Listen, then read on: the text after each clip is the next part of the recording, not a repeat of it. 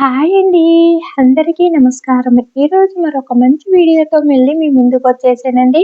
ఈరోజు మన వీడియోలో మిరపకాయ బజ్జీలని ఈజీగా, టేస్టీగా ఇంట్లో ఏ విధంగా తయారు చేసుకోవాలి, దీనికి కావాల్సినవి ఏమిటి అనేది ఈరోజు మన వీడియోలో చూసేద్దాం. అలాగే ఈవినింగ్ అయిందంటే ఏదైనా వేడివేడిగా బజ్జీలు లాంటివి చేసుకొని తినాలనిపిస్తుందా? అప్పుడు మనకు గుర్తొచ్చేది మిరపకాయ బజ్జీలు. ఈ మిరపకాయ బజ్జీలు బయట నుంచి కొని తెచ్చుకునే ఇవి చాలా టేస్టీగా ఉన్నాయి. మరి మన ఇంట్లో కూడా ట్రై చేస్తే వస్తాయా అనే సందేహం కలుగుతుంది కదా! ఏమి సందేహం అవసరం లేదండి. దీనికి కావాల్సినవి ఇప్పుడు మన ఇంట్లోనే తయారు చేసుకునే విధానాన్ని మన వీడియోలో చూసేద్దాం. ఇంకెందుకు ఆలస్యం, వీడియోలోకి వెళ్ళిపోదాం, వచ్చేయండి. ముందుగా ఇలాగ మీకు కావాల్సినన్ని ఇలా దొడ్డు మిర్చిని తీసుకుని శుభ్రంగా కడిగి క్లాత్తో తుడుచుకుని ఇలా ఒక చాకుతో కానీ లేదా ఇలా నేనైతే నైల్ కటర్ లోపల ఒకటి చాకులా ఉంటుందండి. దానికి కొంచెం వంకర తిరిగి ఉంటుంది. దాంతో అయితే నేను కట్ చేసుకుని ఇలా దీంట్లో ఉన్న సీడ్స్ని అయితే తీసుకుంటున్నానండి. అలాగే దీని చివరిని కూడా మీకు పొడుగ్గా అనిపిస్తే చివరిని కూడా ఇలా సిదిమేసుకోవాలి, ఇలా కట్ చేసుకోవాలి. మరీ పొడుగు ఉండకూడదు అనుకుంటే మాత్రమే ఇలా చేయండి. మీడియంగా కావాలి అనుకుంటే, లేదంటే ఇలా చివర్లు కూడా ఉంచేసుకోవచ్చు. ఇలా కట్ సీడ్స్ తీయడం వల్ల మనకి కారం అనేది ఉంటే తగ్గుతుందనమాట. ఇంకా కారం ఎక్కువ లేకపోతే మీరు కారం ఎక్కువ తినే వాళ్ళైతే అలాగే సీడ్స్తో కూడా వేసుకోవచ్చు. ఇప్పుడు నేను అన్నీ కూడా ఇలా రెడీ చేసుకున్నాను. చూడండి, సీడ్స్ని ఇలాగ మీకు చాకుతో కానీ లేదంటే నైల్స్ కటర్ లోపల ఒక చిన్న చాకులాగా ఉంటుంది వంకర, కానీ దాంతో అయినా కూడా ఇలా సీడ్స్ని తీసేసుకోవచ్చు ఈజీగా. ఇప్పుడు దీని మసాలాలకి తయారు చేసుకునే విధానాన్ని లోపల స్టఫింగ్కి చూసేద్దాం. ముందుగా ఒక స్పూను ధనియాల పౌడర్, ఒక స్పూను జీలకర్ర పౌడర్, అలాగే ఒక స్పూను వాము వేసి ఇలాగా, అలాగే ఒక పావు స్పూన్ సాల్ట్ కూడా వేసి మిక్సీ పట్టి ఇలాగ పౌడర్ని తీసుకున్నాను ఒక ప్లేట్లోకి. ఇప్పుడు దీన్ని మిరపకాయల్లోకి ఇలాగ చిన్న స్పూన్ తోటి లోపల పెట్టేసుకోవాలి. ఇలాగ పెట్టడం వల్ల మనకి కారం అనేది లేకుండా మనకి మిరపకాయలు టేస్ట్ బాగుంటుంది. అలాగే కొంచెం మంది శనగపిండి పెడతారు, కొంచెం మంది ఇంకా ఈ మసాలాలోకి నిమ్మకాయ పిండి కూడా ఈ స్టఫింగ్ని పెట్టుకుంటారు. అలాగే ఎవరికి నచ్చింది వాళ్ళు కొంచెం మంది ఇంకా చింతపండుని కూడా పెట్టుకుంటారు. ఇంకా నేనైతే ఇలాగ అయితే పెట్టుకుంటున్నానండి. ఇలా పెట్టడం వల్ల మనకు వాము పెట్టడం వల్ల మనకి చాలా ఉపయోగాలు ఉన్నాయి కదా, కడుపు నొప్పి రాకుండా, అలాగే అరుగుదలకి, ఇంకా జీలకర్ర కూడా మనకి అరుగుదలకి బాగా పనిచేస్తుంది. ఇంకా ధనియాల పౌడర్ కూడా మనకు ధనియాలు కానీ జీలకర్ర కానీ వాము కానీ మన హెల్త్కి చాలా మంచిది. ఇంకా శనగపిండి తిన్న వాళ్ళకి కొంచెం మంది కడుపు ఉబ్బుతుంది అనుకునే వాళ్ళకి ఇవి వేయడం వల్ల కడుపు ఉబ్బడం అనేది తగ్గుతుంది అనమాట. ఇప్పుడు మనము ఇవన్నీ కూడా ఇలా స్టఫింగ్ పెట్టేసుకున్న తర్వాత చూడండి, ఇప్పుడు శనగపిండిని కలుపుకుందాము. దీన్ని పక్కన పెట్టేసుకుందాము.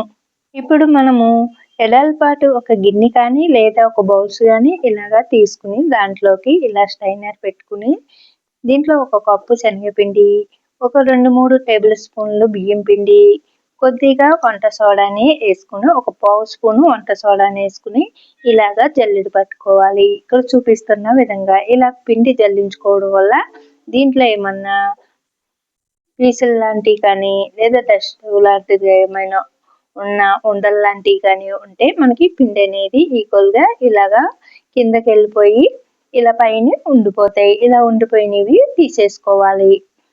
ఇప్పుడు దీంట్లోకి ఒక అర స్పూన్ కానీ మీరు తినేదాన్ని బట్టి సాల్ట్ వేసుకోండి. అలాగే ఒక అర స్పూను వాముని నలిపి వేసుకుని తగినంత వాటర్ వేసుకుని కలుపుకోవాలి. ఇక్కడ చూపిస్తున్న విధంగా ఇలాగా వాటర్ కలుపుకోండి. ఎంత కావాలో అంత కొద్దిగా వేసుకుంటూ కలుపుకోండి. మరీ జారుగా కాకుండా మరీ గట్టిగా కాకుండా కలుపుకోవాలి పిండి అనేది. ఇలా కలుపుకున్న తర్వాత ఇప్పుడు మనము మళ్ళీ చేతితో కలిపేసుకుందాము. ఇలాగా చేతితోటి ఒకే సైడు తిప్పుకుంటూ కలుపుకోవాలి. చూడండి, ఇక్కడ చూపిస్తున్న విధంగా. ఇప్పుడు ఇలా కలుపుకున్న తర్వాత వేడిగా మరుగుతున్న నూనెని తీసుకుని ఒక గరిటె నూనె ఇందులో పోసుకుని ఇలాగా కలుపుకోవాలి. ఇలా కలపడం వల్ల మనకి బజ్జీలు అనేది క్రిస్పీగా కరకరలాడుతూ మంచి కలర్తో లోపల పొంగుతూ వస్తాయి అన్నమాట. ఇప్పుడు దీంట్లోకి మీరు తినేదాన్ని బట్టి కారాన్ని వేసుకోండి కొద్దిగా. కొద్దిగా అంటే మీరు తినేదాన్ని బట్టి ఒక అర స్పూన్ కానీ పావు స్పూన్ కానీ. ఇక్కడ వచ్చేసి నేను పావు స్పూన్ కారం వేసుకున్నాను. కారాన్ని కూడా మొత్తం కలిపేసుకుని పక్కన పెట్టేసుకుని మనము ఇది కలుపుతున్నప్పుడే నూనె అనేది స్టవ్ పైన పెట్టుకోవాలి. ఇలాగ ఎడల్పాటి కడాయిని స్టవ్ పై పెట్టి స్టవ్ ఆన్ చేసుకుని ఒక పావు కేజీ నూనె అంతా పోసుకోవాలి. ఇక్కడ వచ్చేసి నేను చిన్న కడాయిని పెట్టుకున్నాను కాబట్టి పావు కేజీ నూనె అయినా పైకి తేలుతుంది. అదే మీరు పెద్ద కడాయి పెట్టుకున్నారనుకోండి ఒక అర కేజీ నూనె పడుతుంది. ఎందుకంటే బజ్జీలు అనేది పొంగుతాయి కదా. ఇప్పుడు మనము ముందుగా స్టఫింగ్ పెట్టుకున్న బజ్జీలని మిరపకాయలని తీసుకుని పిండిలో ముంచి ఇలాగా వేసుకుని 2 సైడ్లు కాలిన తర్వాత తీసేసుకోవాలి. చూడండి మరొకసారి అయితే వేస్తున్నాను. ఈ బజ్జీలు ముంచి వేసేటప్పుడు మనము ఏదైతే బౌల్స్లో పిండి కలుపుకున్నామో ఆ బౌల్స్కి ఒక్కసారి ఆంచి అప్పుడు వేయడం వల్ల మనకి బజ్జీలకి తోకలు అనేది రాకుండా ఈక్వల్గా వస్తాయి.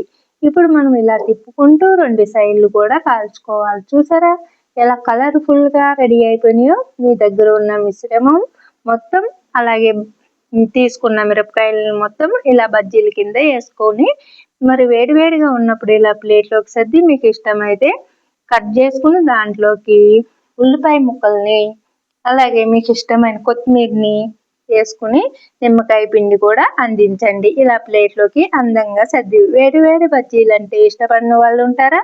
మరి ఒక్కసారి ట్రై చేయండి. నచ్చితే లైక్ చేసి షేర్ చేయండి.